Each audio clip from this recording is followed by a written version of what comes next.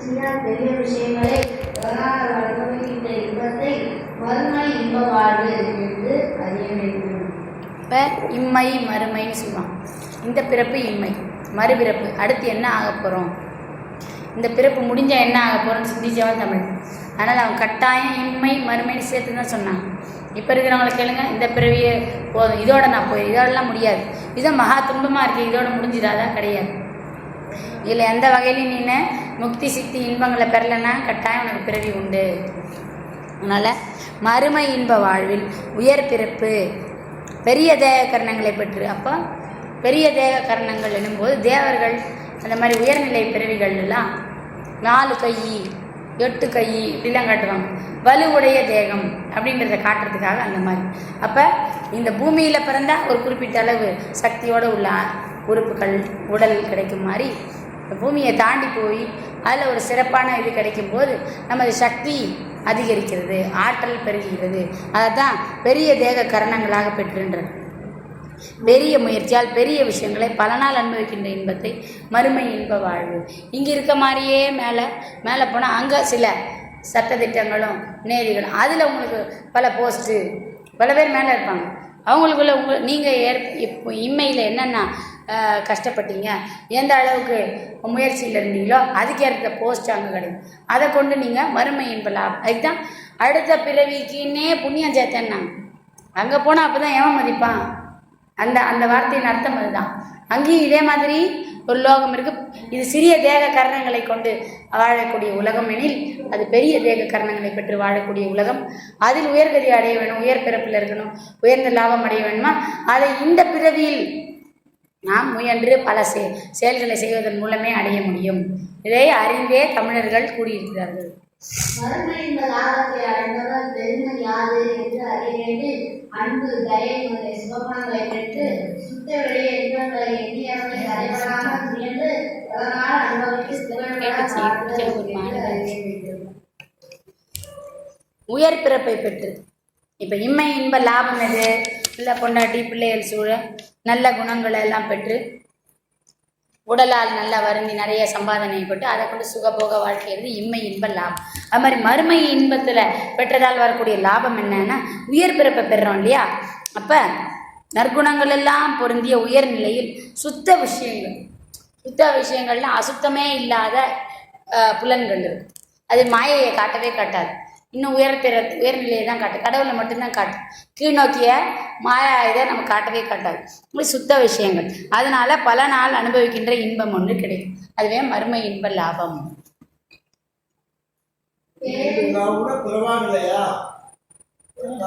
ஆமாம், மறுமைக்கு போயிட்டா பிறக்க மாட்டோம்னு இல்லை, எவ்வளோ இம்மையில் எவ்வளோ பண்ணியிருக்கோமோ அது பொறுத்து மறுபிறப்பு இல்லைன்னா தேவரா பிறக்கிறது, அந்த மாதிரி வேற லோகங்களில் பிறக்கிறது. அதான் பட்டம் பதவின்னு சொல்லுவாங்கல்ல, அங்கே போனால் ஒரு பட்டம் பதவி உண்டு. இங்கே எப்படி வாழ்ந்தோமோ அது பொறுத்து. அவங்கெல்லாம் ஒரு நிலையும் தாண்டிட்டாங்க. முக்தி மோட்சத்தை அடைந்தவர்கள் என்பதால் அவங்க பிறந்து தான் இதை அடையணுன்றது இல்லை, பிறவாமலேயே. ஆனால் அங்கே போய் ஒரு பண்ணும்போது அவங்களுக்கும் சில தவம் உண்டு. ஏன்னா அவங்க அருவமாகலை, இந்த பிறவியை மேக்சிமம் பயன்படுத்தணும். அதை செய்யாதால அருவம் ஆகிட்டாதான் திருப்பி எப்போதும் நிலைத்திருக்க முடியும். இங்கே அவதாரம்னே சொல்ல மாட்டாங்க யாரையும். சிவன் கிட்ட அவதாரமே கிடையாது, விஷ்ணு கிட்ட தான் அவதாரம் உண்டு. சிவன் கிட்ட அவதாரம்லாம் இல்லை. எல்லா ஆன்மாவும் மனிதன் பிறந்ததுனாலே தண்டனை தான். இந்த சாப்பாடு மலை ஜலம் கழிக்குதுன்னா அது தண்டனை தானே. அதெல்லாம் தாண்டி சுத்தமாகி அது இறைவன் அடைஞ்சானா ஒரு பிறவி பாவ புண்ணியத்துக்கு ஏற்ப பிறப்பு இருக்குது. அவங்க எவ்வளோ சிரமப்பட்டு தவம் பண்ணவங்களோ அது பொறுத்து அந்த ஆன்மா கடைசி பிறவியை முயற்சியால் அடைய முடியுமே ஒழிய மனிதனாக பிறக்கிறோன்னாலே தண்டனை தான், அதில் சந்தேகமே கிடையாது. பேரின்ப வாழ்வது எல்லா தேகங்களையும் எல்லா கரணங்களையும் எல்லா குணங்களையும் எல்லா போகங்களையும் அவரது பூரண இயற்கை விளக்கமாகி அருட்சக்தியால் சந்நிதி விசேஷத்தால் ஓட்டி விளங்க செய்கின்ற பூரண இயற்கையுடைய வடிவங்களாகிய கடவுளை பூரண இயற்கை இன்பத்தை பெற்று எக்காலத்தும் எவ்விடத்தும் எவ்விதத்தும் எவ்வளவும் தலைவராமல் அனுபவிக்கப்படுகின்ற ஒப்பற்ற அந்த பெரிய இன்பத்தை பேரின்ப வாழ்வு என்று அறிய வேண்டும். இப்போ மூன்றாவது நிலையுள்ள வாழ்வு இம்மை மறுமை. இது ரெண்டையும் பூலோகம், அதுக்கு மேற்பட்ட ஒரு உலகம் அப்படின்னு முடிச்சிடுறாங்க. பேரின்ப வாழ்வு என்பது கடவுளாகவே மாற நினைத்தல், இறைவனை பூர்ணமாக அடைந்து இந்த இம்மை லோகத்துக்கும் மறுமை லோகத்துக்குமே அலைஞ்சிட்டு இல்லாமல் என்றும் அழியாத இறைத்தன்மையோடு பெற்று வாழக்கூடிய இதை இந்த பேரின்ப வாழ்வுன்னு வள்ளலார் மட்டும்தான் சொல்கிறார். மற்றவங்களாம் இம்மை மறுமையோடு நின்றுடுறாங்க. பேரின்ப வாழ்வாது எல்லா தேகங்களையும் எல்லா கரணங்களையும் எல்லா புவனங்களையும். அப்போ இம்மையில் சில தேகம் இருக்குது, சிறிய கரண தேகம். மறுமையில் பார்த்தீங்கன்னா பெரிய கரண தேகம் இருக்குது. இதெல்லாம் தாண்டி எல்லா புவனங்களையும் எல்லா போகங்களையும் தமது பூரண இயற்கை விளக்கமாகிய அருட்சக்தியின் சந்நிதி விசேஷத்தால் தோன்றி எல்லாத்தையும் ஏற்படுத்தக்கூடியவர் இறைவன். அந்த இறைவனின் அருளாகிய அருட்சக்தி. அதன் இறைவனை நாம் எப்படி உணர்கிறோம்? அருட்சக்தியாய் உணர்கிறோம். திருவருள் சக்தி வடிவத்தில் நமக்கு உணர்த்தப்படுகிறது. சக்தியே எங்கும் ஆழ்கிறது. எனவே எங்கும் அருட்சக்தி நிரம்பி இருப்பது இறைவன் எங்கும் நிரம்பி இருக்கிறார் என்பதற்கு ஆதாரமாக இருக்கிறது. ஆகவே அந்த அருட்சக்தியின் சந்நிதி விசேஷத்தால் தோன்றி விளக்கம் செய்விக்கின்ற பூர்ண இயற்கை உண்மை வடிவராகிய கடவுளின் பூர்ண இதை எங்கெங்கும் நான் இருக்கிறேன் என்பதை அவ்வப்போது உணர்த்தி கொண்டே இருக்கிறார் கடவுள். தனது இருப்பை, இயற்கையில் தன் இருப்பை, தனது உண்மையை, தனது சத்தியத்தை எப்போதும் விளக்கிக் கொண்டே இருக்கிறார் இறைவன்.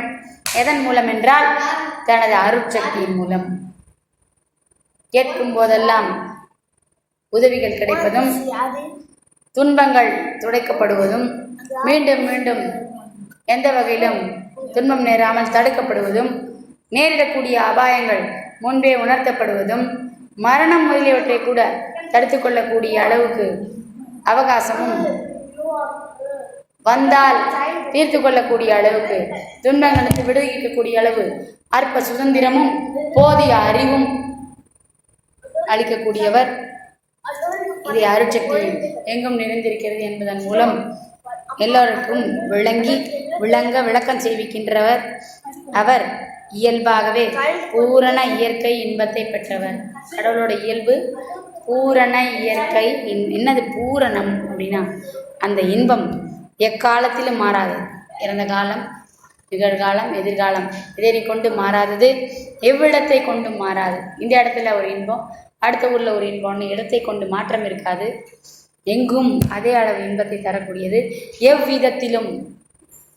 எவ்விதத்தாலும் அப்படின்றது இன்னொரு தடையால் இதோட இன்பம் பாதிப்புக்குள்ளாகாது. எந்தவித தடை நேர்ந்தாலும் இதனுடைய இன்பத்தில் சிறிதளவும் மாற்றம் இராது. இதுவே பூரண இன்பம் என்று அறியப்படுகிறது. இப்போ மகான்கள், நீ சொல்கிறீங்கள புருஷர்கள், அவங்கெல்லாம் ஒரு இன்ப நிலையிலேயே இருப்பாங்க. அவங்கள இந்த உடல் உபாதைகளோ நோய்களோ கூட ஒன்றும் தாக்காதபடிக்கு ஒரு வாழ்க்கையை வாழ முடியும். இதுதான் அவங்க கடவுளோடு இணைந்த ஒரு வாழ்க்கையை வாழ்ந்ததால் ஜீவன் முக்தரானவருக்கான அடையாளம். என்ற போதும் தேகத்தையும் முழுமையாக அருவப்படுத்தக்கூடிய உளவு எல்லோருக்கும் சொல்லிக் கொடுக்கப்படவில்லை. அவ்வாறு சொல்லிக் கொடுக்கப்பட்டது வள்ளலார் ஒருவருக்கு மட்டுமே. அதற்கான மார்க்கத்தை இறைவன் 1874 எழுத்து மூலம் எல்லோருக்கும் அறிவிக்க சொல்லிய பிறகும் எவரும் அதை வாழ்க்கையில் பின்பற்றாதது ஒரு காரணம்.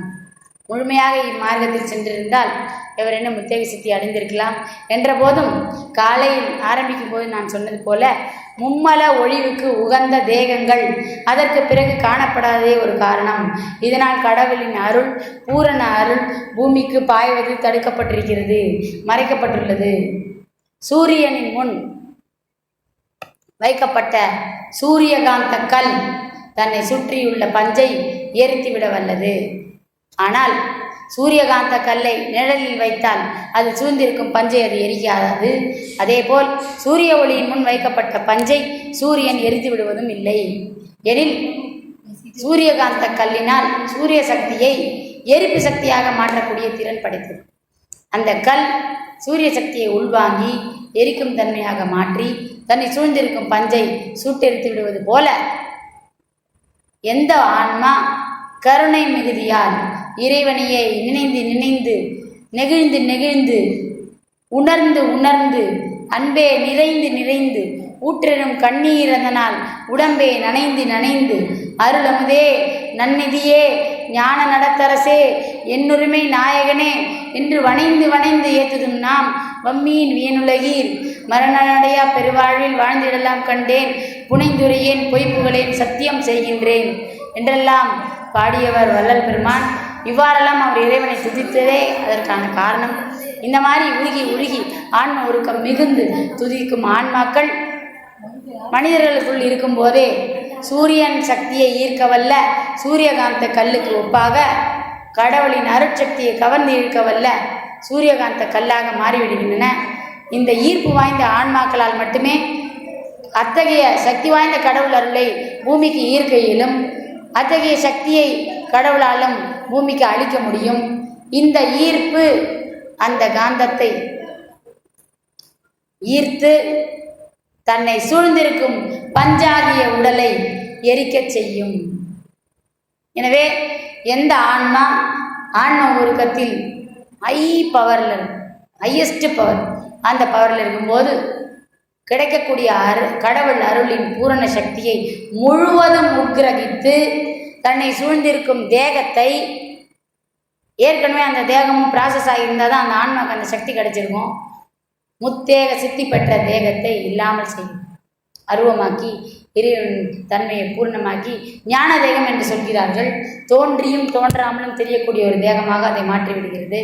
இன்றும் வள்ளல் பெருமானே வேண்டி விரும்பி வருந்தி அழைப்பவர்களுக்கு ஞான தேகத்தோடு அவர் காட்சியளித்து வேண்டிய அருள் பாலித்து கொண்டு தான் இருக்கிறார். இதை நாங்கள் எல்லாம் கண்கூடாக உணர்ந்திருக்கிறோம். ஒவ்வொரு சித்தி நிலை பிராக்டிஸ் இருக்குது. ஒவ்வொரு நிலையிலும் உருகி வேண்டும் காலங்களில் குறிப்பிட்ட முயற்சிக்கு பிறகு அவர் தோன்றி எங்களுக்கு வேண்டிய ஆனந்தத்தையும் வேண்டிய படிநிலைகளின் முன்னேற்ற பாதையும் காட்டுகிறார். ஒவ்வொரு காயை நிகழ்த்துவது போலும் அடுத்த செயல் என்ன செய்ய வேண்டும் என்பது வரைக்கும் அவரது அருட்சக்தியின் மூலம் எங்களுக்கு உணர்த்தி கொண்டே இருக்கிறார். அவர் வாழ்ந்து கொண்டிருக்கிறார் என்பதற்கான அர்த்தம் அதுவே. பிறவாநிலை தோன்றியும் தோன்றாமல் தெரியக்கூடிய ஞான தேகமே கிடைக்கப்பெற்றவர்.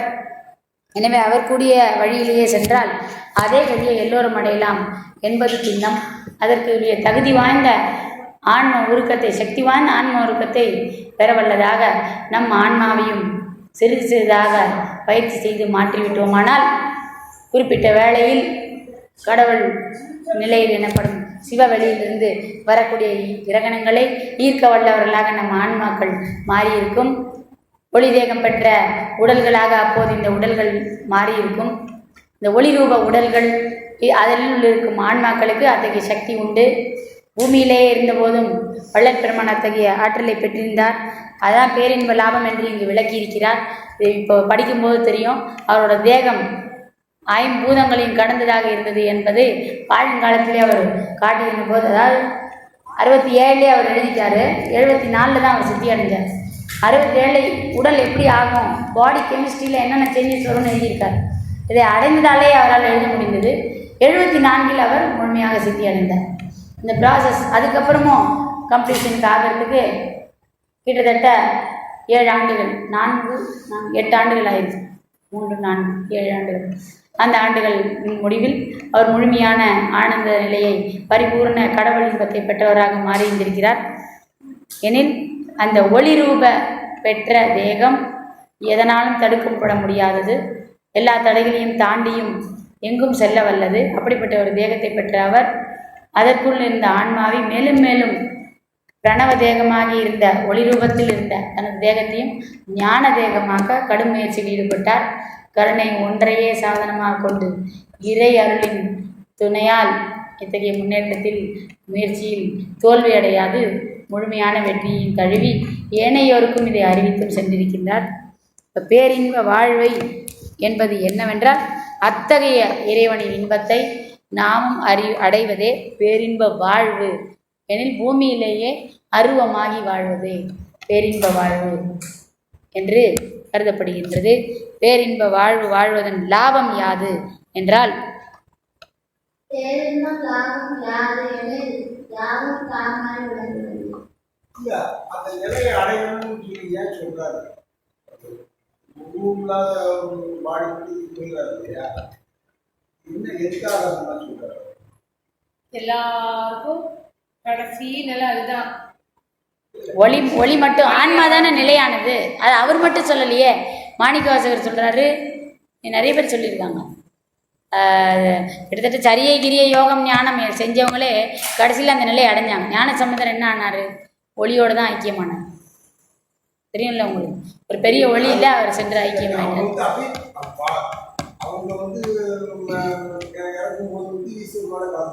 இறக்கிறதே இல்லை. இறந்த தேகம் இங்கே கடக்கக்கூடாது. தேகம் அற்று போகிறது தான் முத்தேக சித்தி. தேகம் இருக்கக்கூடாது. அவங்க யாருக்கும் சமாதி கிடையாது, குரு பூஜை தான் செய்வாங்க. 64 நாயன்மார்களுக்கும் 63 நாயன்மார்களுக்கும் சமாதி பூஜை. இந்த சமாதி வச்சாலே அந்த ஆளோட உடல் அங்கே நிலைத்திருக்கிறது என்று பொருள். இது இதுக்கப்புறமா அவங்க சில தவத்தை கண்டினியூ பண்ணாதான் ஒளியே ஆக முடியும். இன்னும் முற்று பெறாத நிலைன்றார். இல்லை, பாடி இங்கே கிடையாது. மாணிக்கவாசர் 4 பேருக்கும் கிடையாது. இன்னைக்கு 4 பேர் பேசப்படுறதுக்கு காரணம் என்ன? ஞானசம்பந்தர், அப்பர், சுந்தரர், மாணிக்கவாசகர் 4 பேருக்கும் அதே கதி, உடலற்ற கதி. உடலோடு முக்தி, அதுக்கு பேர் விதேக முக்தி. நம் சைவ சித்தாந்தம் பண்ணவங்களே அதை செஞ்சுருக்காங்க. ஆனால் அவங்களும் கூட அடையாத நிலையை நான் பெற்றேன்றார். என்னென்னா, மூவரும் தேவரும் முத்தரும் சித்தரும் யாவரும் பெற்றிடா இயல் என கழித்தனை. அங்கேயே போய் அவங்களாம் திருவடி நீழல் கீழ் உக்காந்துட்டாங்க.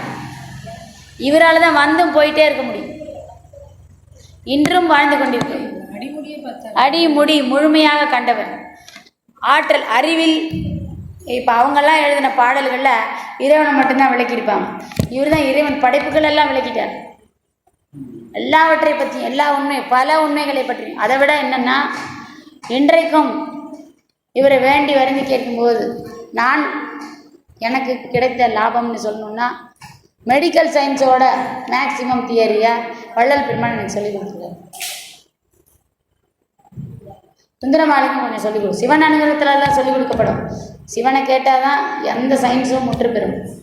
அப்போ முழு வெற்றி அடைய இன்னும் அதிகம் இன்னும் அதிகம் இன்னும் அதிகம்னு போகும்போது இறந்தவரையே எழுப்புவிக்க வல்ல திறனையே எந்த டாக்டரால் செய்ய முடியும்? ஏன்னா இறப்பு என்பது ஒரு நிகழ்வே, ஒரு சம்பவமே. மரணம் என்பது முழுமை பெற்ற நிலை அல்ல. உயிர் ஒரு இடத்துல அடங்கி போயிடுறது.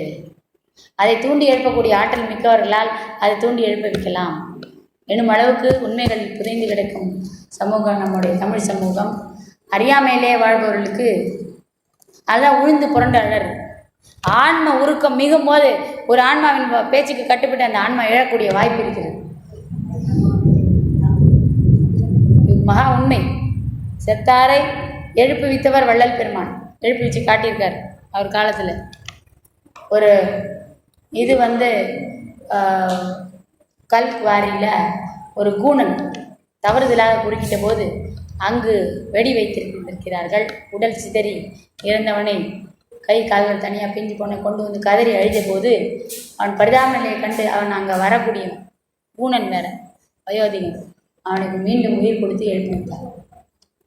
பிறகு இது விளையாட்டல்ல, அடிக்கடி செய்து பார்க்கக்கூடியதும் அல்ல, இறைவன் கருணை இருந்தால் மட்டுமே செய்யக்கூடியதுன்ட்டு அதுக்கப்புறம் நிறைய நேரத்தில் அவரை பரிசோதிக்கவும் இது பண்ணவும் பல உடல்கள் அளிக்கப்பட்ட போது மறுத்து தவிர்த்து அதுதான் மேட்டுக்கு போயிட்டார். இது இறைவன் கருணை, அதே சமயம் இறைவன் செயல் விதியை எதிர்க்கும் காரணம். அதுக்கு இறைவன் சம்மதம் இல்லாவிடில் இது நிகழ்த்த முடியாது, தேவையில்லாவிடில் இது நடத்தவும் கூடாது. நல்லார் ஒருவரே அவ்வாறு எழுப்புவிக்கத்தக்கவர்னு நம்ம மறை நூல்களில் சொல்லப்பட்டிருக்கு. நல்லார் என்பவர் யார் என்று திருமந்திரத்தில் சொல்கிறது பார்த்தீங்கன்னா, வாழும் காலத்திலேயே மூலாதாரத்திலேருந்து மூலாக்கனியை கிளப்பி உச்சி வரைக்கும் அடிக்கடி ஏற்றியும் இறக்கியும் இதன் மூலம் உச்சி வழியாக உயிர் வெளியேறது உயிரற்று போகும் சடங்களாக மனிதர்கள் வாழுங்களில் மரணத்தை தவிர்த்து கொள்ளக்கூடிய நிலையை அடைந்தவரே நல்லார். வழியாக ஒரு தடவை வெளியே போச்சுன்னா போனது தான். இதைத்தான் மரணம்னு சொல்கிறோம். ஆனால் போகாமல் தடுத்து கொள்ளக்கூடிய தன்மை வாய்ந்தவன் நல்லார் எனப்படுகின்றான். இந்த மாதிரி நல்லார் ஒருவர் உள்ளரே அவர் பொருட்டு எல்லாருக்கும் பெய்யும் மழை. ஏனெனில் அது உடல் உஷ்ணம் அத்தகையதாக இருக்கும். அந்த உஷ்ணத்தால் அவன் வாடி வதங்கி இருக்கும்போது இந்த உஷ்ணத்தை தணிக்கும் பொருட்டு வானத்திலிருந்து கடவுள் கருணையாகிய மழையை பொழிவாராம். அந்த மழை அவன் உஷ்ணத்தை தணித்து அவன் தேகத்தை திடமாக்கி குளிர்விக்கும். இல்லைன்னா அந்த உஷ்ணம் மூலாக்கினி அவ்வளோ கொடுமையாக இருக்கும். வாடி வதங்கும் போது இறைவன் தரும் கருணையாகிய மழை பெய்யும். வெம்மலை 20 விடிந்தல் இவர் வள்ளலார் சித்தி அடைந்த நாளில் எழுதின அகவல் பாட்டை படித்தீங்கன்னா தெரியும். அந்த வெப்பம் தாங்க முடியாமலாம் எழுதியிருப்பார். வறட்சியும் உஷ்ணமும் அவரை என்னெல்லாம் பண்ணி வெதுப்பிச்சு ஒவ்வொரு உறுப்பையும் என்ன பண்ணிச்சு எல்லாம் எழுதியிருப்பார். அத்தனையும் அனுபவித்த போது இந்த கருணை மழை பொழி மழையேன்னு கேட்டிருப்பார். ஆனால் இப்பவும் சிறந்தவர்கள் அன்பில் அடியார்கள் அன்பர்கள் அகவலை உருக்கமுடன் பாடினால் மழை பெய்வதுண்டு என்றே கருதப்படுகிறது. சரி, பேரின்ப லாபம் என்பது யாவும் தாமாய் விளங்குவதே. இருக்கும் எல்லா ஆன்மாக்களிலும் தாமே நிறைந்திருப்பது போன்ற ஒரு பிரம்மைகள், அது உண்மை. அந்த மாதிரி எல்லா பொருட்களும் தானே நிறைந்திருப்பதாய் விளங்குவதே தான் பேரின்ப லாபம். அவ்வாறு ஆக முடியும். ஆன்மநிலை அணுத்தன்மையில் செல்லும்போது எல்லா அணுக்களாகவும் தானும் இருப்பதை ஒருவன் உணர்வு நிலையில் அறிய முடியும், உணர்வாகி அறிய முடியும். பேரின்ப லாபத்தை அடைந்தவர் பெருமை அது. இவ்வாறு இந்த லாபத்தை ஒருவர் அடைந்து விட்டான், எங்கும் தாமாயிருக்கும் சிவமயமாயிருக்கும் நிலையை ஒருவன் பெற்றுவிட்டான் என்றால் அவன் அடைந்து கூடிய பெருமை நிலை என்னென்ன? பேரின்ப லாபத்தை அடைந்தவர் பெருமை எது என்று அறிய வேண்டும். தோல் நரம்பு சுக்கிலம் முதலிய அசுத்த பூத காரியங்களும் அவற்றின் காரணங்களாகிய அசுத்த கருத்து அனுகூலமாகிய தேகத்தை மாற்றி மாற்றி இவ்வளவு என்று அறியப்படாத ஒன்றாகிய சுத்த பூத காரிய சுத்த தேகத்தையும் பொன்பறிவாக தோன்றுவதும் மாத்திரமே அன்றி ஆகாயத்தோடு வசிக்கப்படாத சுத்த பூத காரண பிரணவதேகத்தையும் தோன்றப்படுவதுமின்றி ஆகாயம் போல் விளங்குகின்ற ஞான தேகத்தையும் பெற்றவர்களாய் இருப்பார்கள். உள்ளே மனிதன் உண்மையால் தரிக்கப்படார்கள். புறத்தே மண் கல் முதலியவற்றால் எரியினும் அவர் வடிவை தாக்குவதும் அல்ல. உள்ளே நீரினது தன்மையால் குளிரப்படார்கள். புறத்தே நீரில் அழுத்தினும் அவர் வடிவம் அழுதாது. உள்ளே நெருப்பினது வெண்மையால் சுடப்படார்கள். புறத்தே நெருப்பு சுற்றி புதினும் அவர் தேகம் சூடும் தொடர்பு தோன்றுகின்றன. உள்ளே காற்றினது ஊக்கத்தால் அசைக்கப்படார்கள். புறத்தே காற்று அவர் வடிவை பரிசித்து அசைக்க மாட்டாது. உள்ளே ஆகாய கலப்பினால் அந்தரிக்கப்படார்கள். புறத்தே ஆகாயம் அவர் தேகத்தை அந்தரிக்க மாட்டாது. ஆதாரத்திலின்றி நிராதாரத்திலும் அவர் தேகம் இதாகும். அவரது கண்கள் முதலிய ஞானேந்திரியங்களும் வாக்கு முதலிய கர்மேந்திரியங்களும் பார்த்தல் முதலிய விஷயங்களையும் பேசுதல் முதலிய விஷயங்களையும் பற்றுவனவல்ல. தயையினால் விஷயங்களை பற்ற வேண்டும். சுவர் மலை முதலிய தலைகளும் அவர் கண்களை மறைப்பனவல்ல. அந்த பின்னங்களில் அகம் புறம் முதலிய எவ்விடத்தும் உள்ள விடயங்களை அவர் கண்கள் இருந்தவிடத்தில் இருந்தே கண்டறியும். அந்த பின்னங்களில் எவ்விடத்திலிருந்தும் பேசினும் அவர் செவிகள் இருந்த இடத்திலிருந்தே கேட்டறியும். எவ்விடத்தில் இருக்கின்ற ரகசியங்களையும் அவர் நாய் இருந்த இடத்திலிருந்தே சுயத்தறியும். எவ்விடத்தில் இருக்கின்ற பரிசுகளையும் அவர் மெய் இருந்த இடத்திலிருந்தே பரிசுத்து அறியும். எவ்விடத்தில் இருக்கின்ற கண்ணங்களையும் அவர் நாசி இருந்த இடத்திலிருந்தே முகமறியும். எவ்விடத்திற்கின்றவர்களுக்கும் அவரது கைகள் இருந்தே கொடுத்தல் போல். அவரது வாக்கு எவ்விடத்திற்கின்ற எவர்களோடு இருந்த இடத்திலிருந்தே பேசுதல் கூடும். மற்ற இந்திரியங்கள் இருந்த இடத்திலிருந்தே எவ்விடத்தும் ஆனந்தல் கூடும். அவரது மனம் முதலான கர்மங்கள் எப்படிப்பட்ட விஷயங்களையும் பற்றுவனவல்ல. பெயரினால் கற்ற தொடங்கி எல்லா உயிர்களிலிருந்து எல்லா சந்தர்ப்ப விளக்கங்களையும் ஒரு நிமிடத்தில் ஒன்றே விசாரித்து நிச்சயித்துக் கொள்ளும். அவர் அறிவு ஒன்றையும் சுற்றி அறியாது. தயவினால் சுற்றி அறிய தொடங்கி எல்லா மன்றங்களையும் எல்லா உயிர்களையும், எல்லா பண்புகளையும், எல்லா அனுபவங்களையும், எல்லா பயன்களையும் ஒருங்கே ஒருமித்து சுற்றி எறியும். அவர்கள் நிர்குணத்தராவார்கள் அல்லது தாமச ராசன சாத்துவீகம் முதலிய குணங்களாலும் உள்ளே விகாரப்படார்கள். புறத்தே அவரது குணங்கள் கர்மங்களை பற்றவன அல்ல, உள்ளே பிரகிருதியினால் மூடப்படார்கள். புறத்தே அவரது பிரகிருதி குணங்களை பற்றவன அல்ல, உள்ளே கால தத்துவத்தால் வேற்றுமைப்படார்கள். புறத்தே காலத்தால் அவர்கள் திருமேனி அடைபடார்கள். உள்ளே நியதி அளவால் அழைக்கப்படார்கள். புறத்தே நியதியால் அவர்கள் அன்றை காலம் வித்தை யாகம் முதலிய மற்ற தத்துவங்களும் தத்துவ காரியங்களும் அவர்களுக்கு இல்லை.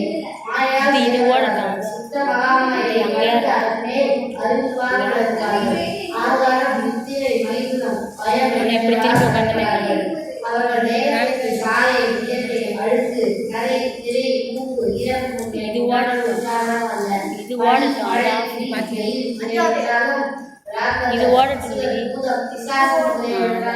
தேவன் முனிவர் மனிதர் நரகர் மிருகம் பறவை மீன்பன ஆகாரத்தின் முறைகளாலும் எப்படிக்கும் எக்காலத்தும் அவர் தேவம் பாதிக்கப்படாது.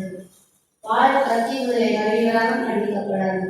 எல்லா அண்டங்களும் அணுக்கள் போல சிறிதாக தோன்றதும் எல்லா அணுக்களும் அண்டங்கள் போல பெரிதாக தோன்றதும் அவர் நேரத்திற்கு உரித்து. இறந்தோரை எழுப்புதல், வாத்திகளை வாலிபராக்கல் முதலிய கரும சித்திகளும் யோக சித்திகளும் ஞான சித்திகளும் அவர் சந்நிதியில் இடைவிடாது விளங்கும்.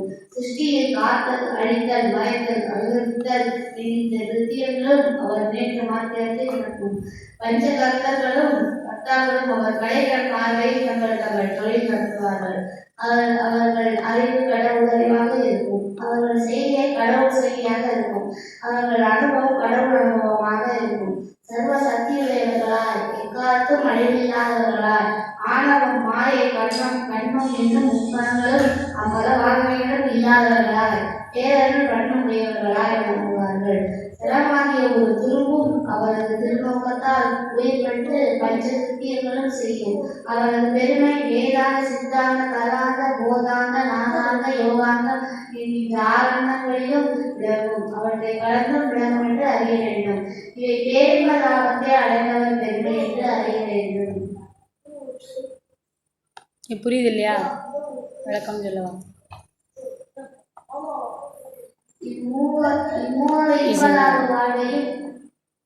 படி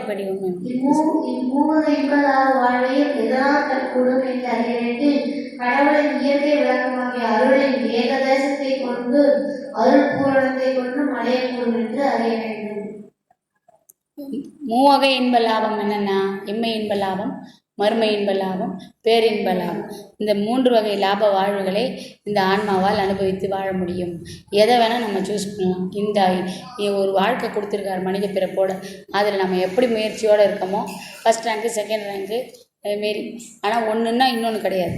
அந்த மாதிரி வகையான வாழ்க்கைகள் இதெல்லாம். இந்த மூவகை இன்ப லாப வாழ்வையும் எதனால் பெறக்கூடும் அப்படின்னா, இம்மை மறுமை இந்த 2 வாழ்வையும் கொஞ்சம் அருள் இருந்தாலே பெறலாம். ஸோ முக்தி இன்பங்கள் மோட்ச இன்பங்களை சிறிதளவு அருள் இருந்தாலே பெறலாம். ஓரளவு தப்பு செஞ்சு வாழ்ந்தால் கூட நமக்கு அதெல்லாம் கொடுத்துருவாங்க.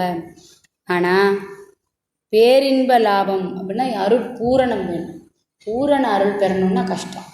அப்போ தான் ஈர்க்க முடியும். அந்த வகை கதிர்களை ஈர்த்தாதான், இங்கே பாடியை ப்ராசஸ் பண்ணி வச்சுருந்தாதான் தேகத்தை இல்லாமல் செய்ய முடியும், அருவமாக்க முடியும். இதுக்கு அருட்பூரணத்தை பெறுவது என்பது மிகவும் கடினமான செய்கை. அதுதான் உங்களுக்கு ஆற்றல் மிக்கது. அதே சமயம் கடவுள் இயற்கை விளக்கத்தில் பூரண அருளை வாய்ந்ததாகவும் கடவுளுக்கு நிகரான ஆற்றல் உடையவர்களாகவும் கருதப்படக்கூடிய வாய்ப்புடையவர்களாக இருப்பார். மூக இன்பங்களில் சொல்லு. மூவகை இன்பங்களில் அருள் ஏகதேசத்தை கொண்டு அடையத்தக்கவை எவை, அருட்பூரணத்தை கொண்டு அடையத்தக்கது யாது என்று அறிய வேண்டும். உண்மை என்பதாகவும் வறுமை என்பதாகவும் இரண்டையும் அருள் ஏகதேசத்தை கொண்டு அடையக்கூடும் என்றும், பேரின்பதாகவும் அருட்பூரணத்தை கொண்டு அடையக்கூடும் என்று அறிய வேண்டும். இப்போ தான் சொன்னேன் நான். கடவுளின் இயற்கை விளக்கம் கடவுளின் இயற்கை விளக்கமாகிய அருள் எந்த வண்ணம் உடையது என்று அறிவதற்கு சொல்லுவார் சொல்லும் வண்ணங்களும், நினைப்பார் நினைக்கும் வண்ணங்களும், அறிவார் அறியும் வண்ணங்களும், அனுபவிப்பார் அனுபவிக்கும் வண்ணங்களும் ஆகிய சர்வ சக்தி வண்ணங்களும் தனது ஏகதேச வண்ணங்களாக விளங்கி விளங்குகின்ற பூரண விளக்க வண்ணத்தை உடையது என்று அறிகிறது. இதெல்லாம் அந்த முத்தேக சித்திக்கு முயற்சி பண்ணுறவங்களுக்கு தெரியக்கூடிய முத்தேக சித்தி அடைந்தவர் மட்டுமே சொல்ல முடியும். ஏன்னா அருள் கடைசியாக அங்கேருந்து வரக்கூடிய பூரண அருள் அது எந்த வண்ணத்தில் இருக்குது. இப்போ நீங்கள் பழனி போனீங்கன்னா போகர் சமாதின்னு சொல்கிறாங்க. இது இந்த குகைக்குள்ளே தவம் பண்ணார், அப்புறம் எழுந்து போயிட்டார் அந்த பக்கமாக அப்படின்வாங்க. இங்கேயே சமாதி அடைஞ்சிட்டார், அந்த இடத்துல தான் கோயில் வச்சுருக்கோன்னு சொல்லுவாங்க. இப்படி பல இது சொல்லியிருக்காங்க. ஆனால் போகருக்கான ஒரு இது இருக்குது, சன்னதி இருக்குது. அங்கே நீங்கள் பார்த்தீங்கன்னா செவுத்தில் படம் வரைஞ்சி வச்சுருப்பாங்க. அவருக்கு தவத்தில் ஒரு குறிப்பிட்ட நிலையில் பல வண்ணங்கள் காட்சிகளாக தெரிந்தன. செவ்வண்ணத்தில் ஒரு கொக்கு பறந்தது, பச்சை நிற மலை தெரிந்தது, நீல வண்ணத்தில் சிலது. இந்த மாதிரி அடர்ந்த வண்ணம் நீலம், பச்சை, படிக நிறத்தில், சிவப்பு நிறத்தில் என்றெல்லாம் இறைவனை கண்டதாகவும், இறை காட்சி கிடைத்த இறைவனின் வண்ணங்களாகவும், இறைவனின் முகத்தின் வண்ணங்களாகவும்லாம் சொல்லப்படுகிறது. இதை தான் சொல்லிட்டார்.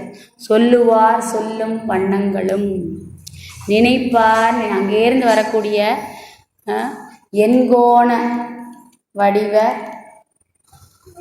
வடிவத்தில் தான் அந்த கதிர்கள் இருக்கும் போலும். அதுதான்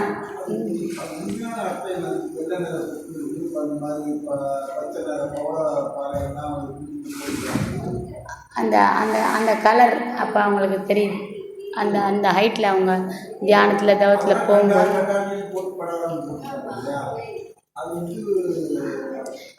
தியானம்னா என்னன்னு முதல்ல தெரிஞ்சால் தான் சொல்ல முடியும். அதாவது தியானத்தில் என்ன நடக்குதுன்னா, நமக்கு 5 வகை தேகங்கள் இருக்குது. ஒன்று பிரகிருதி அங்கங்கள்னு சொல்லுவாங்க. ஸ்தூல பிரகிருதி, ஸ்தூல தேகம். சூக்ஷ்ம பிரகிருதி, சூக்ஷ்ம தேகம். காரண பிரகிருதி, மகா காரண பிரகிருதி அங்கங்கள், மூலப்பிரகிருதி என்று 5 வகை அங்கங்கள் சொல்லப்பட்டிருக்கு.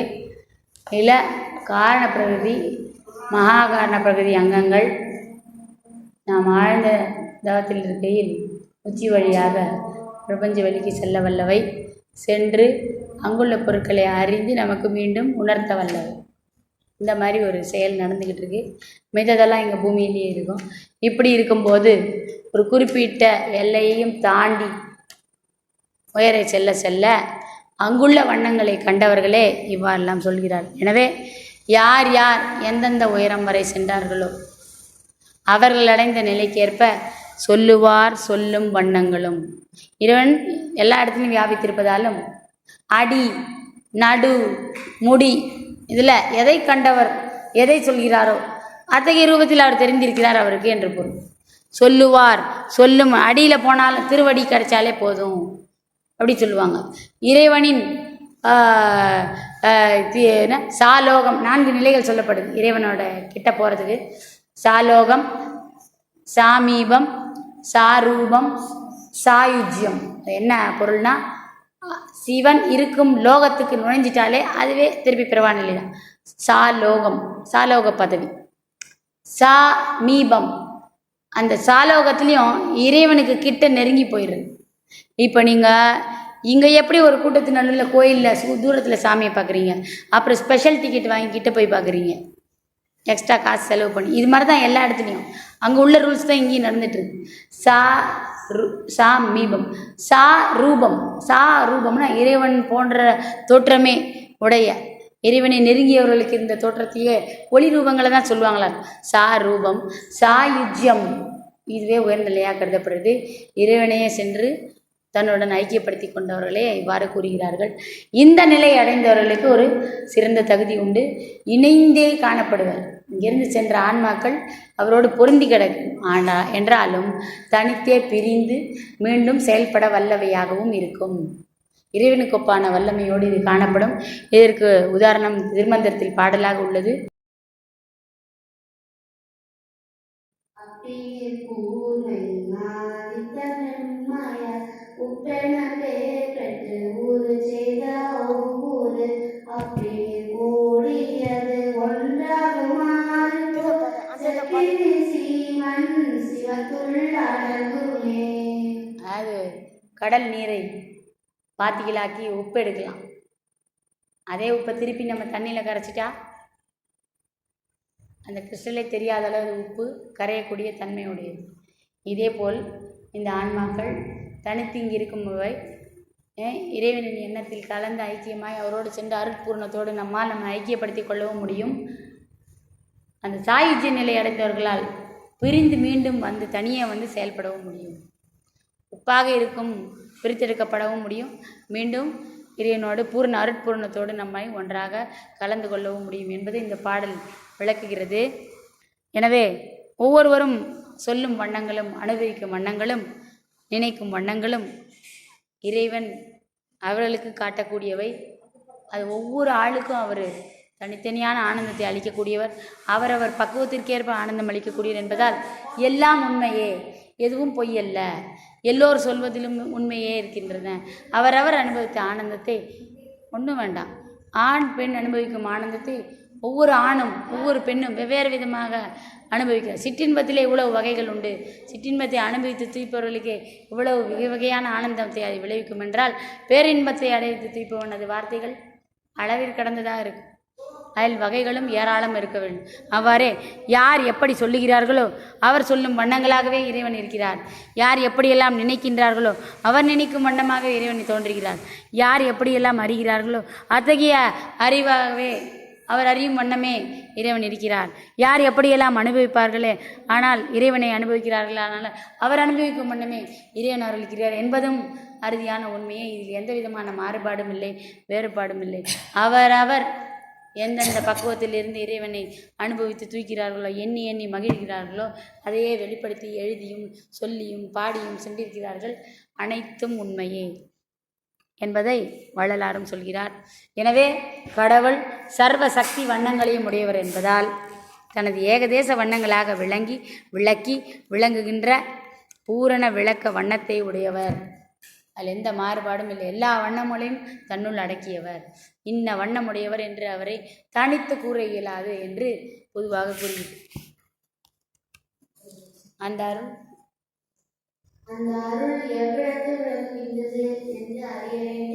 எந்த இடத்துல அவரோட அருட்சக்தி இருக்கு காட்டுங்க அப்படின்னு சொல்லிட முடியாது. யார் எங்கெங்க நோக்குறாங்களோ நோக்குவார், அவ்விடத்தில் அவரோட அருள் சக்தி இருக்கிறது. அங்கெல்லாம் அவர் அருள் விளங்குகிறது.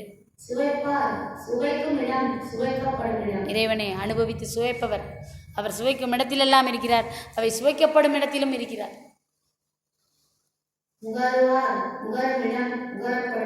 முகரத்திலும் இருக்கிறார். அந்த முகரப்படும் இடத்திலும் அவர் இருக்கிறார்.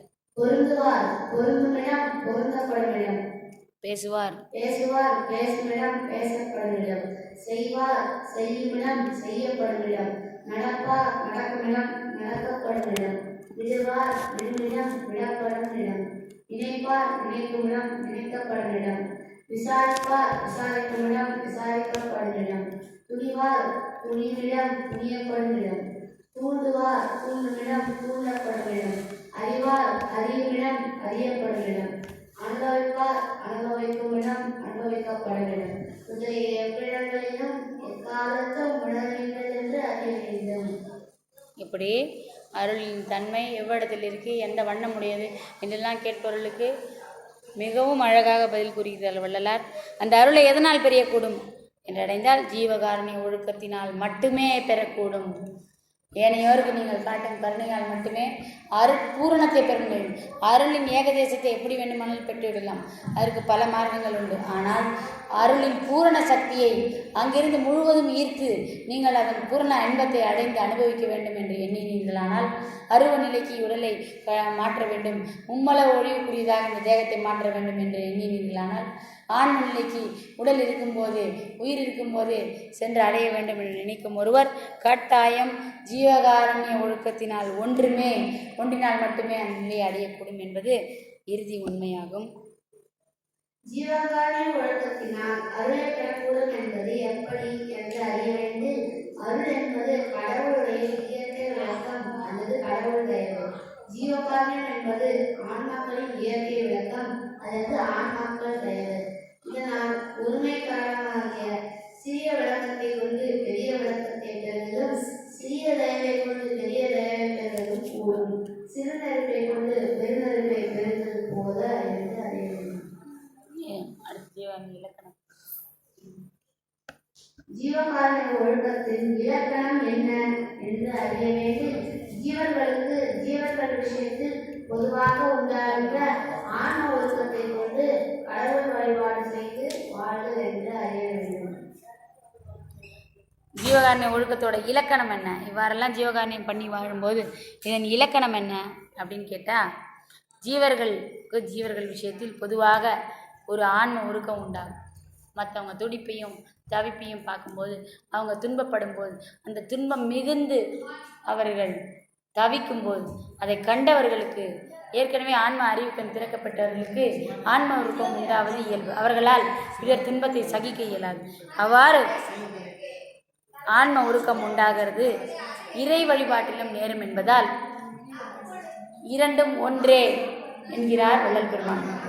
எவ்வாறு கடவுள் வழிபாட்டில் ஒருவருக்கு ஆன்ம உருக்கம் உண்டாகிறதோ அதற்கு நிகரான உருக்கம் சகஜீவனின் துன்பத்தை கண்டபோதும் உருவாகிறது.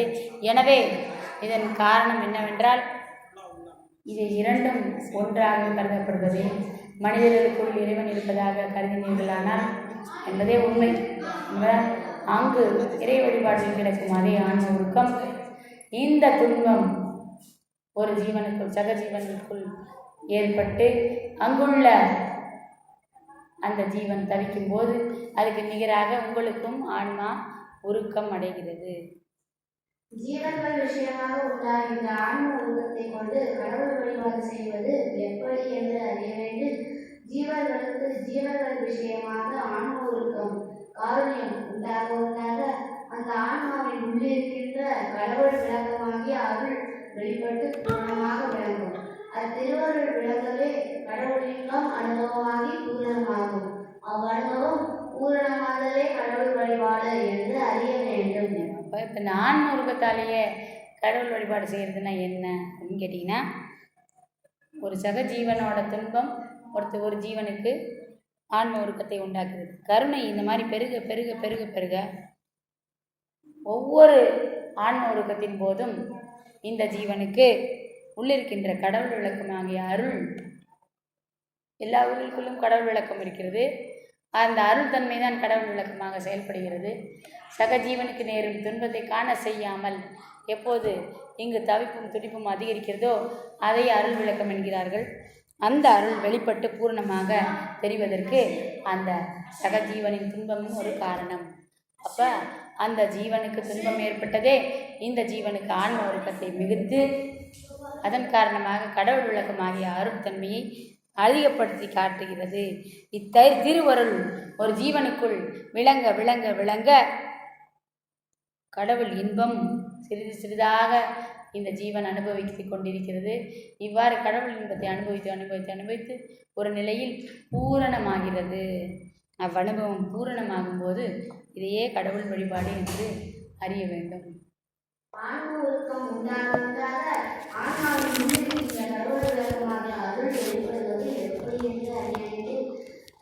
கயிறுக்கும் கட்டைக்கும் கடைகளால் நெகிழ்ச்சி உண்டாக அதன் உள்ளிருக்கின்ற வெண்ணையும் நெருப்பும் வெளிப்படுவது போல் வெளிப்படுவது அறிய வேண்டும். இப்போ கடவுள் ஆன்ம ஒழுக்கம் ஏற்படும் போது அருள் எப்படி வெளிப்படும்?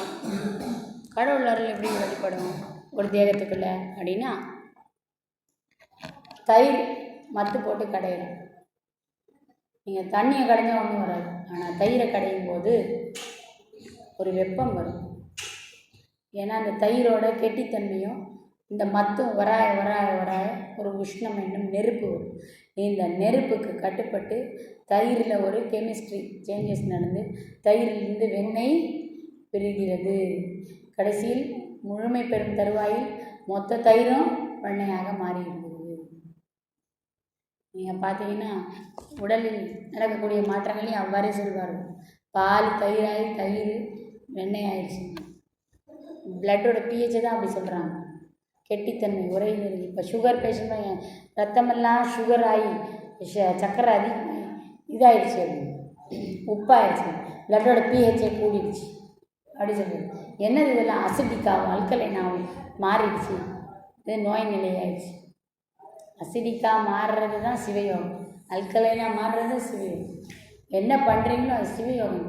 இத்தனை ஆன்ம உருக்கம் வந்ததால் உடலில் நடந்த மாற்றங்களை அறியாமல் அசுத்தங்களையே புசித்து கொண்டே பசியாத நிலைக்கு சென்ற பின்னும் புசித்து கொண்டிருப்பதால் அசுத்த புசிப்பில் இருந்து கொண்டே அறியாமையில் அஞ்ஞானத்தில் இருப்பதால் அந்த உடல் கெட்டு அழியக்கூடிய ஒரு நிலை ஏற்படுகிறது. இவ்வாறு உடலை அழிக்கின்றனர். அப்போது நோயாளி எனப்படுகின்றனர். இதய சிவயோகம் செய்பவன் உடலை அழியா நிலையிலிருந்து விட்டு செல்ல பார்த்து அசுத்த புசிப்பை புழக்கத்தில் நிறுத்தி விடுகிறான். இதனால் உயர்ந்த சித்தி இன்பங்களை அடைய இயலுகிறது. அழியாத உடலை பெறுகிறான். திருவாரூர் விளங்குவதனால் கடவுள் இன்பம் அனுபவமாகி பூரணமாவது எப்படி என்று அறிய வேண்டி வெண்ணையும் நெருப்பும் வெளிப்படவே அவற்றின் உண்மைத்தன்மை அனுபவமாகி பூரணமாவது போல கடவுள் இன்பம் பூரணமாகும் என்று அறிய வேண்டும். அந்த மாதிரி வெண்ணெய் உஷ்ணம் ரெண்டு வெளிப்பட்டு மொத்த தயிரையும் வெண்ணெய் ஆகுது இல்லையா? அந்த மாதிரி தேகத்துக்குள்ள ஆன்ம உருக்கம் என்னும் செயல் நடந்து நடந்து நடந்து உருக உருக உருக மற்ற கடைகிற மாதிரி அப்போது கீழிருந்து உஷ்ணம் சுத்த உஷ்ணம் கிளம்புகிறது. மூலாக்கினி. இதை என்ன சொல்லுவாங்கன்னா திருவாரூர், அந்த இடத்துல உஷ்ணம் பிறக்கிறது தான் திரு. இறைவன் ஆரூரில் பிறந்து விட்டார்.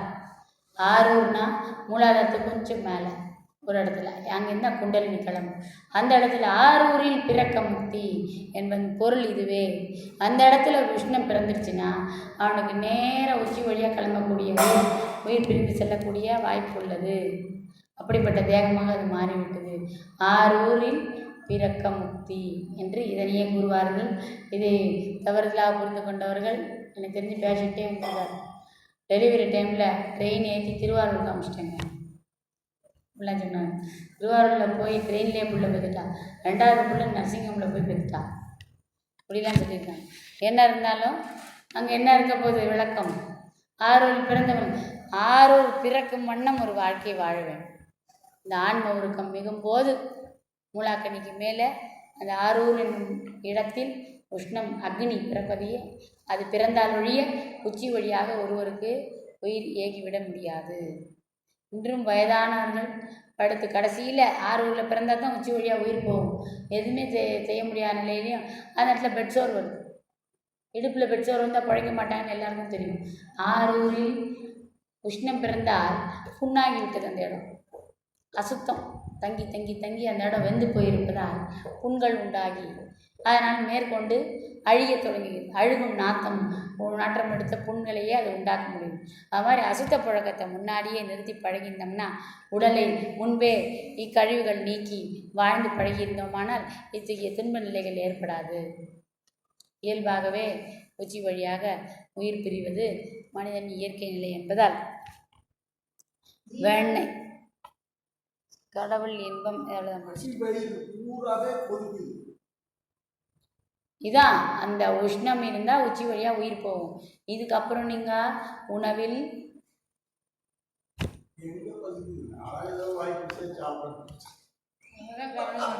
இதெல்லாம் கவனமாக இருக்கணும். இல்லைன்னா விந்து நஷ்டம், தேக நஷ்டம், அதிக ஆகாரம் அறையாக வேண்டும், நித்திரை காலாக வேண்டும், மைதுனம் அரிக்காலாக, மைதுனம்னா ஆண் பெண் சேர்க்கை, மைதுனம் அரிக்கால் ஆக வேண்டும். 1/8 பங்கு. பயம் 0% ஆகும். ஏன்னா உச்சி வழியாக ஒரு தடவை போயிட்டு திருப்பி உள்ளே வரணும்னா பயம் வரக்கூடாது. அப்போ தான் போன உயிரும் மீளும். பயந்தவனுக்கு போயிட்டு திரும்ப அந்த உயிரால் உள்ளே நுழைய முடியாது. இதுக்கு ஆதாரமாக பயம் வரும். அந்த உடல் அந்த தகுதியை அடையவில்லை என்பதற்கு அடையாளம் அவனுக்கு பயம் வரும். இல்லாவிடில் பயமற்ற நிலை இருக்கும். போட்டோம் இல்லை, பயம் உங்களை மீறி வரும். அது அந்த ரியாக்ஷன்ஸை சொல்கிறாங்க. கெமிஸ்ட்ரி படபடப்பும் ஒரு இதுவும் வரும். அது உயிர் போ ஏதாவது அசுத்தம் இருக்குது, மீள முடியாத நிலையில் இருக்குது, வெளியே செல்லும் ஆன்மா திருப்பி மீண்டும் உடல் புக முடியாத நிலையில் இந்த தேகம் வீணாக உள்ளது அப்படின்னா அது ஆபத்தே. இதை அறிந்த ஆன்மா அவ்வாறு ஆகப்போகுது என்று அஞ்சக்கூடிய வாய்ப்பு உள்ளது. அதுதான் திருவாசகம் முற்றோதல் பண்ணுறவங்க கடைசி இது படிக்கும்போது உச்சி மேலே திருவாசகம் புக்கை வச்சுட்டு தான் படிப்பாங்க. ஏன்னா அந்த கடைசி பாட்டில் உச்சிக்கிட்ட சஹஸ்ராரத்தில் துடிக்க ஆரம்பிக்கும். ஒரே நாளில் கிளப்பி ஆன்மா எழுச்சியை உண்டு பண்ணக்கூடியது திருவாசகம். இந்த முற்றோதல் பண்ணுறவங்க 3 வேளையும் சாப்பிட்டுட்டு பண்ணுறான். எக்கு தப்பா எங்கேயாவது உயிர் போயிடுவோம். உச்சியை குருவே பாதுகாப்பார் என்பது உண்மை. யாரை குருவாக வழிபடுகிறோமோ அவர்கள் அக்காலத்தில் உச்சியிலேயே அமர்ந்து, சிவன் எங்கே இருக்கிறார்? உச்சியில் தான் இருக்கார். இங்கே இருக்கிற தாமரையின் மேல் அமர்ந்து இருக்கிறார். அமர்ந்து வழியே சென்று உடல் வீணாகி விரயமாகாதபடிக்கு பாதுகாக்கிறார் என்பதால் குரு நினைவில் இருப்பவர்களுக்கு இத்துன்பம் வர வாய்ப்பே இல்லை. ஜீவர்கள் விஷயமாக ஆன்ம ஒழுக்கம் எப்போது வெளிப்படும் என்று அறிய வேண்டும்.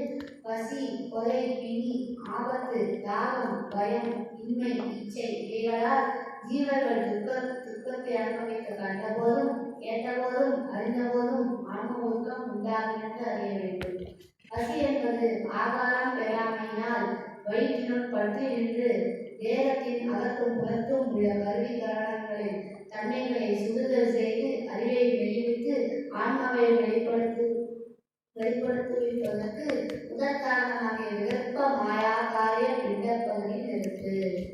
கொலை என்பது தேகத்தின் அகத்தும் புறத்தும் உள்ள கருவி கரணங்களை பல்வேறு கருவி கரண உடைப்பெயர்ச்சிகளால் படைப்புண்டாக கலகம் செய்து அறிவை வெளிவிட்டு ஆன்மாவை வெளிப்படுத்துவதற்கு நிமித்தமாகிய விகற்ப மூலகாரிய ஒரு தொழில். பிணி என்பது வாதப்பித்த சுயத்துவ விகற்பங்களால் மாறுபட்டு தேகத்தின் அகத்தும் புறத்தும் உள்ள கருவிகரங்களை நலிவு செய்து அறிவை வெளிவிட்டு ஆன்மாவை வெளிப்படுத்துவதற்கு நிமித்தமாக என்ற விகற்ப மாயா காரிய பிண்ட பகுதி வேற்றுமை விளைவு.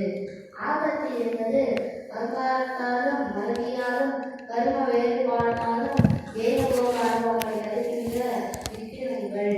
பயம் என்பது தேக முதலிய கருவிகளுக்கு நஷ்டம் செய்வதாகிய விடயங்கள் நிகழ்ந்த போது கர்மங்களுக்கும் அறிவுக்கும் உண்டாகின்ற நடுக்கம்.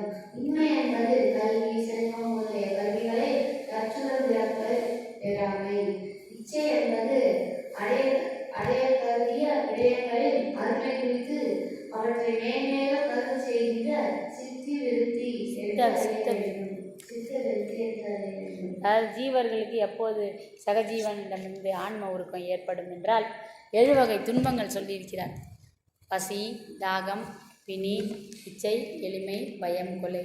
இந்த 7 வகை துன்பங்கள் துக்கங்களாக மாறி அவர்கள் துன்பப்படுத்தும் போது அதை கண்டபோது கேட்டபோது அறிந்த போதும் ஒரு ஆன்ம விளக்கம் அடைந்த ஒருவனுக்கு ஆன்ம உருக்கம் ஏற்படுவது இயல்பு. பசி என்பது ஆகாரம் என்ன என்று விளக்குகிறார். எவ்வாறு அது ஆன்ம உருக்கத்தை ஏற்படுத்துகிறது என்றால், ஆகாரம் பெறாமையால் வயிற்றினுள்ளேயே இருந்துவிட்டு அந்த தேகத்தை அகத்தும் புறத்தும் உள்ள எல்லா கருவிகளையும் கரணங்களையும் சுடுதல் செய்து கொதிக்க செய்து அறிவை செயல்பட விடாமல் மெலிய செய்து, ஐயோ இப்படி பசி மிகுந்துருச்சே என்று வெளியே செய்து எனக்கு எதுவும் கொடுப்பார் இல்லையா, உணவு படைப்பார் இல்லையா, என்னை தவிக்க விட்டுட்டாங்களே என்றெல்லாம் எல்லோர் மேலும் எல்லா தீய எண்ணங்களையும் அதிகரிக்க செய்து பொறாமை முதலிய எண்ணங்களை உண்டு பண்ணி ஆன்மாவை வெளிப்படுத்துவதற்கு முதற்காரணம். ஆன்மா எப்போ வெளிப்படும்? உடலை விட்டே நீங்கக்கூடியது இது இறப்பு. அத்தகைய அளவுக்கு சக்தி வாய்ந்தது. இறப்பை சமீபிக்கக்கூடிய அளவுக்கு பசி கொடுமை மிகுந்த ஒரு செயல். இதற்கெல்லாம் முதற்காரணமாக இருக்கக்கூடிய விகற்ப மாயா, தேகமே மாயாவிலிருந்து தோன்றியதால் என்பதாலும் மாயாவின் விகற்ப ஜாலங்களில் ஒன்றே பசி. ஏனெனில் பசியை கடந்த பல ஜீவன் முக்தர்கள் இந்த பூமியிலேயும் பல காலம் வாழ்ந்திருக்கிறார்கள், பல ஆயிரக்கணக்கான ஆண்டுகள் வாழ்ந்திருக்கிறார்கள் என்று கூறும்போது பசியினால் ஒருத்தன் இறந்தே போகிறான். மாயையின் விகற்ப ஜாலங்களை கடக்க இயலாதவன், அதற்காக அளிக்கப்பட்ட ஆன்ம அறிவை விளங்கச் செய்யாதவன், தனக்குள் அதை பூர்ணமாக விளங்கிக் கொள்ளாதவன் பசிக்கு ஆட்டு உயிர் போகும் அவல நிலையும் ஏற்படுகிறது. எனவே இத்தகைய விகற்ப மாயா ஐம்பூதங்களும் காரியப்பட்டு உண்டான இந்த பிண்டத்தில் மனித தேகத்தில் உள்ள நெருப்பாகவே பசியை கருத வேண்டும். இவ்வாறு அறிவால் அதனை அறிந்தவர்களால் சிறிது கால முயற்சியில் அதை வெல்லக்கூடிய உபாயம் உள்ளது. கொலை என்பது ஒரு தேகத்தை அகத்தும் புறத்தும் உள்ள கருவி கரணங்களை பல்வேறு கருணிக்கரண உடைப்பயிற்சிகளால் பதிப்புண்டாக செய்யும். அறிவை மெலிவி ஆன்மாவை வெளிப்படுத்துவதற்கு நிமித்தமாகிய இந்த பயத்திலேயே கொலை நடக்கப் போகிறது என்னும் பயமே அவனுக்கு ஆன்மாவை வெளிப்படுத்தி வைக்கிறது போதுமானதாக இருக்கும். விகற்ப பூதகாரிய கொடுந்துள்ள இவ்வாறு ஐம்பூதங்கள் காரியப்படக்கூடிய அதில் விகற்ப நிலைகளை ஏற்படுத்தக்கூடிய கொடுந்தொழில். பிணி என்பது வாத பித்த சிலேஷ்ம விகற்பங்களால் மாறுபட்டு தேகத்தில் அகத்தும் புறத்தும் உள்ள கருவிகள் என்றால் ஐம்புலன்கள், நம் உடலுக்கு உதவக்கூடிய கருவிகள், கை கால் முதலிய புற உறுப்புகளை கருவிகள் என்பார்கள். கரணங்கள் மனம் புத்தி சித்தத்தை கரணம் என்பார்கள். ஆன்மாவை நலி செய்து அறிவை மெலிவித்து ஆன்மாவை வெளிப்படுத்துவதற்கு நிமித்தமாக நின்ற விகற்ப மாயா காரிய பிண்ட பகுதி. இந்த மாயா காரிய பஞ்சபூதங்களால் காரியப்பட்ட தேகத்தின் பிண்ட பகுதியில் ஏற்படக்கூடிய வேற்றுமை விளைவு, வேற்றுமையான ஒரு விளைவு பிணி. ஒருமைப்பாடோடு இருக்கக்கூடிய தேகத்தில் வேற்றுமைப்பாடு வரும்போது வரையக்கூடிய விளைவே பிணி எனப்படுகிறது. அப்போது இதே வேற்றுமை உணர்ச்சி அவன் அறிவிலும் வந்துவிடும். நமக்கு பிறரிடம் காணப்படும் பேதங்களையே உடலில் பிணியாக காண்கிறோம். வெளியில் நம்ம உயர்வு தாழ்வு, பிடித்தவர் பிடிக்காதவர் என்று பேதங்களை வைத்து கொள்ளும் போது உடலின் உள்ளேயும் அது சென்று தங்கி வேற்றுமை உணர்ச்சியை உண்டு பண்ணி உள்ளுறுப்புகளுக்குள் ஒற்றுமை இல்லாமல் செய்து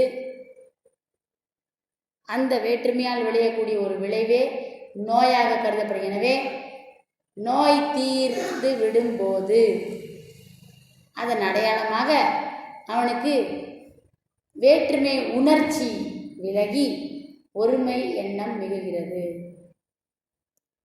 இது புறத்தே காணப்படக்கூடிய மாற்றங்கள். அதுவரை கருணை இல்லாமல் இருப்பவன், பிறரை குறித்த எண்ணம் இல்லாமல் இருப்பவன் அப்போது நோய் தீர தீர உலகத்தாரை பார்க்க தொடங்குகிறான். அவர்களின் தவிப்பும் துடிப்புமே அறிய தொடங்குகிறான். அதை புரிந்து அறிந்து உணர்ந்து தடுக்கவும் தீர்க்கவும் முயற்சிகளில் ஈடுபட துவங்குகிறான். இதுவே அவன் நோய் தீர்ந்தது, அவன் உள்ளே இருந்த வேற்றுமை உணர்ச்சி விலகி ஒற்றுமை உணர்ச்சி மேலோங்கியது என்பதற்கு அடையாளம். எனவே பிணி நீங்கும் ஒருவனுக்கு ஜீவகாரண எண்ணம் மேலோங்கும். மக்களிடையே வேற்றுமை இல்லாமல் ஒருமை எண்ணம் ஏற்படும். அவன் ஆன்ம நிலையில் எல்லோரையும் தரிசிக்கும் வாய்ப்பு பிறப்பு வருவான். எது அவன் ஆன்ம முன்னேற்றத்திற்கு சிவநிலை அடைவதற்கு தடையாக இருந்ததோ, எங்கும் தாமாக விளங்க தெரிவதற்கு தடையாக இருந்ததோ அந்த தடை நீங்கி எங்கும் தாமாகவும் எல்லோரின் தவிப்பும் துடிப்பும் தனது துடிப்பாகவும் எல்லோரது துக்கத்தையும் தனது உயிரின் துக்கமாகவும் அவன் அறிய தொடங்கும் போது அவனது வேற்றுமை விளைவினால் ஏற்பட்ட பிணி நீங்கி ஒருமை ஏற்பட்டு உள்ளே பிணியும் குணமாகிறது. புறத்தே ஆன்மாவின் அசுத்தமும் நீங்கி அவன் எங்கும் தாமாகக்கூடிய ஒரு உயர்நிலையை அடைகிறான். ஆபத்து என்பது அகங்காரத்தாலும் மறதியாலும் கரும வேறுபாட்டாலும் தேகபோக அனுபவங்களை தடுக்கின்ற விக்னங்கள். ஆபத்து, ஒரு உயிருக்கு ஆபத்து வருகிறது என்பது எவனாவது அந்த உயிருக்கு காரணமானவனுக்கு அகங்காரம் அதிகமாக இருந்திருக்கும், மறதியால் இருந்திருக்கும், கரும வேறுபாட்டால் இருந்திருக்கும், தேகபோக அனுபவங்களை தேக சுகங்களையும் போக அனுபவங்களையும் இந்த ஆபத்து தடுத்து விடக்கூடிய ஒரு விக்னமாக அமைந்துவிடும். இதனால் மேற்கொண்டு அவனால் தன் அகங்காரத்தினால் வாழ்வை தொடர இயலாத அவல நிலைக்கு இட்டு செல்லப்படுகிறான். பயம் என்பது தேக முதலிய கருவிகளுக்கு நட்டம் செய்வதாகிய விடயங்கள் நேரிட்ட போது கரணங்களுக்கும் அறிவுக்கும் உண்டாகின்ற நடுக்கம். பார்த்தீங்கன்னா இது எல்லாமே ஒரு உணர்ச்சி, அவ்வளோதான், ஒரு சம்பவம் மாதிரி. நீங்கள் மனம் மலர்ந்து ஆன்ம நேய ஒருமைப்பாட்டு உரிமை எங்கும் தாமாய் விளங்கக்கூடிய ஒரு நிலையை அடைந்தீர்களானால் உங்களிடையே இந்த வேற்றுமை உணர்வு நீங்கும் போதே இந்த விளைவுகள்லாம் தோன்றிய இடம் மாயை என்பதால் மாயைக்குள்ளே சென்று ஒடுங்கிவிடும். நீங்கள் மாயை வென்றவளாவீர்கள், சிவமயமாகியும் விடுவீர்கள். இன்மை இயலாமை, இச்சை எளிமை பயம் கொலை இன்மை என்பது கல்வி செல்வம் முதலிய கருவிகளை தற்சுதந்திரத்தில் பெறாமை. ஆசைப்பட்டேன் படிக்க முடியல, பணக்காரனானு நினச்சே முடியல, ஏழையாக இருக்கும், இதெல்லாம் தரக்கூடிய அளிக்கப்பட்ட சுதந்திரத்தால் அவர்களால் அடைய முடியாமை இயலாமை இன்மை எனப்படுகிறது. இச்சை என்பது அடைய கருதிய விடயங்களின் அருமை குறித்து அவற்றை மேன்மேலும் கருதச் செய்கின்ற சித்தவிருத்தி. அடைய கருதி எண்ணிய விஷயங்கள் பார்க்கும்போதெல்லாம் அதோட அருமையை உணர்ந்து உணர்ந்து உணர்ந்து எப்போதும் அது குறித்தே எண்ணி எண்ணி மேலும் மேலும் இயங்க வைக்கக்கூடிய விஷயங்களே இச்சை எனப்படுகிறது. இந்த நரி கதை ஒன்று போடுவாங்க, சீச்சி இந்த பழம் புளி கொண்டு போயிடும். இதெல்லாம் எதுக்காக சொல்லப்படுறது? இச்சையை அதிக நாட்கள் லாங்கிங் ரொம்ப நாள் ஏக்கமாக மாற்றிவிடக்கூடாது.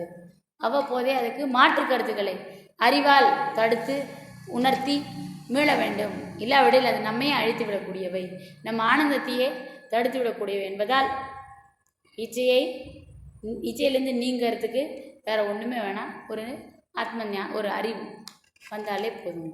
முதல்ல அது வேறு ஏதோ ஒன்றுன்னும் அதனால் அது தனக்கு கிடைக்காத ஒன்றுன்னு நினைக்கிறதே தவறு. தானும் அதுவும் ஒன்றுன்னு நினச்சிட்டா அப்போ இச்சை இருக்குமா? என்ன வேறுபாடு? என்கிட்ட இருந்தான்னா அவங்கக்கிட்ட இருந்தான்னு, நானும் அவங்களும் ஒன்று அப்படின்னும் போது இப்போ என்கிட்ட இருக்கிறதும் அவங்கக்கிட்ட இருக்கிறதும் ஒன்று தான், முடிஞ்சுது. அப்போ உங்களுக்கு பொறாமை வராது, கிடைக்கலையன்ற ஏக்கம் வராது, அதை பார்த்து பார்த்து ஏங்குற வேலையும் கிடையாது. இச்சையும் தனிஞ்சிடும். என்கிட்ட இருந்தான்னு உங்ககிட்ட இருந்தான்னு நிறைய கிடைச்சவன் பாரு தூக்கி அடுத்தவனுக்கு கொடுத்துருவோம். பரவாயில்ல, இதெல்லாம் எனக்கு ஒன்றும் இல்லை, நீ வச்சுக்கோ. இல்லாதவன் தான் என்கிட்டே இருக்கும். கிடைச்ச பின்னாடி வச்சுக்கோ, பரவாயில்ல வச்சுக்கோ. இல்லாத போது ஏங்காதவனே மிகச்சிறந்த பாக்கியவான். அந்த இச்சையை வென்றவன் பற்றி நீங்கியவன் ஞானி எனப்படுகிறான்.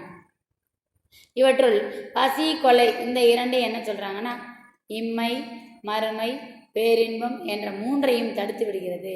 இதனால் முதற்பட்ட தடை, ஆன்ம முன்னேற்றத்துக்கு முதற் தடை. எனவே பசி கொலை நீக்கினால் இறைவனின் அருட்பூரணத்தை உடனே பெறலாம். பிணி பயம் ஆபத்து இயலாமை என்பவை இம்மை மறுமை இன்பங்களை சிறிது தடுத்தலால் இடைப்பட்ட தடை. இதே ஆசை அப்படிங்கிறது இம்மை இன்பத்தை சிறிதே தடுக்கிறது. கொஞ்சம் தீர்த்துக்கலாம். ஆசை தீர்க்கப்படணும்னு அவசியம் இல்லை. ரொம்ப தேவையற்றதா பேராசையாக இருக்கும் பட்சத்தில் அது அப்படியே கூட இருந்து கடைசி வரைக்குமே ஈர்க்க விட்டுடலாம். அதனால் இம்மை இன்பம் தான் கொஞ்சம் குறையுமே தவிர அந்த தடை ஆன்மாவுக்கு பெரிய தடை கிடையாது, கடைப்பட்ட தடையாகவே கருதப்படுகிறது. முதற் தடை, இடைத்தடை, கடைத்தடை என்ற மூன்றனுள் முதற்பட்ட தடையாக பசி கொலை என்பவை வைக்கப்பட்டுள்ளன. எனவே பசியும் கொலையும் உங்கள் உயிரையே மாய்க்க வல்லவை. ஆன்மா தான் அடைய வேண்டிய ஆன்ம லாபத்துக்காக புகுந்து குடியிருக்கும் இந்த தேகத்தையே நஷ்டம் செய்ய வல்லவை என்பதால் முதல் பட்ட தடையாகி அதை நீக்கவே நாம் பெரிதும் முயல வேண்டும்.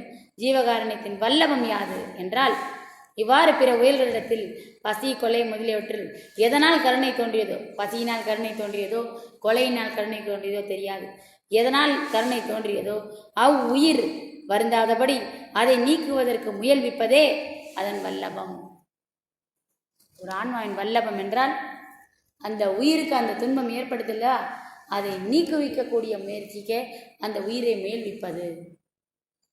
சாப்பாடு இல்லாதவனுக்கு சாப்பாடு கொடுத்தா சாப்பிட்டான்னா அந்த துன்பம் நீங்கிச்சு. அவனை சாப்பிட முயல் வச்சுட்டா பசியை போய்க்குது. பிற்பாடு உட்கார வச்சு கொஞ்சமாக ஞானத்தை கொடுத்து பார்த்து பசி என்பதே விகற்பமாயா காரிய பிண்ட பகுதி நெருப்பு அப்படின்னு உணர வச்சு முழுமையாக அவனை பசியிலிருந்து விடுவிக்க முயன்றால் அதையும் செய்து முடித்தீர்களானால் இதுவே அந்த ஆன்மாவுக்கு நீங்கள் செய்யக்கூடிய மிகப்பெரிய லாபமாக அமையும். இதை அடைந்தவன் ஒருவனாலேயே அடுத்தவனுக்கு இதை செய்ய முடியும். அவன் கடவுள் நிலையை அடைகிறான். சாப்பாடு போடுறது ஒரு ரகம், அந்த பசியை அவ்வுயிரே வருந்தாதபடி அதை நீக்குவதற்கு முயல்விப்பது, அவ்வுயிரை கொண்டே முயல்விப்பதே உண்மையான ஜீவகாருண்யத்தின் வல்லபம் என்று அறிய வேண்டும். சோறு போட்ட எல்லாருக்கும் உங்களால் அந்த பசி பொய்ன்னு நிரூபித்து அவங்களையும் அந்த மார்க்கத்துக்கு அடைய வைக்க முடிஞ்சா கொஞ்சம் கொஞ்சமா அவன் அறியாமையால் அஞ்ஞானத்தால் இதை நம்பியே நான் இருக்கிறேன்னு நினைக்கிறான். இதிலிருந்து அவனை விடுவிக்கிறதுக்கு வல்லக்கூடிய வல்லமை அதே வல்லபம் பெற்ற ஆன்மாவுக்கு சாத்தியம். இதை செய்விப்பதே ஜீவகாருண்யத்தின் முழுமையான வல்லபமாகும். ஜீவகாருண்யத்தின் பிரயோஜனம் யாது என்றால் உயிர்களுக்கு இன்பம் உண்டு பண்ணுவது இதன் பிரயோஜனம்.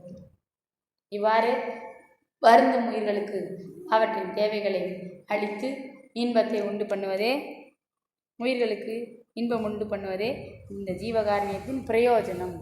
அதன் உச்சஸ்தாயி எதுவென்றால் ஆன்ம இன்பத்தை, கடவுள் இன்பத்தை அவைகளுக்கு அடைய செய்வதே ஒரு உயிருக்கு உண்மையான கருணை.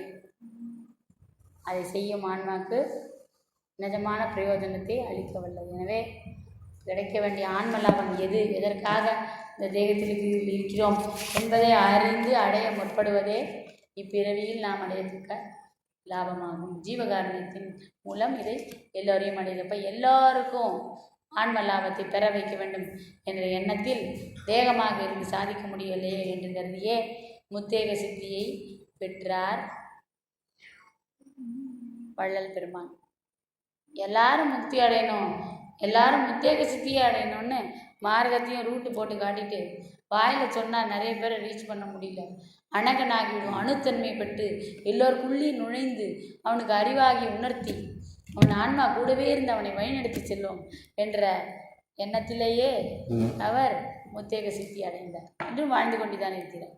அவர் அந்த சித்தி அடைந்த உடலோடு எத்தனை ஆண்டு காலம் வாழ முடியுமோ அதையும் கடந்து ஞானதேகம் பெற்றதால் இன்னும் பல காலம் வாழ முடியும். எனவே அவர் வாழ்ந்து கொண்டிருக்கிறார் என்பது அர்த்தம் தோன்றும் துணையா இல்லை, அவ்வளவு. ஆனால் அப்படி கூட சொல்ல முடியல. எங்களுக்கே பலமுறை தோன்றிட்டு தோன்றும் துணையாகவும் இருக்கிறார். அறிவுக்கு அறிவாக இருந்து நமக்கு அறிவில் உணர்த்தி வேண்டியவற்றை நமக்கு செய்ய செய்கிறார். மூன்றாவது பிரிவு.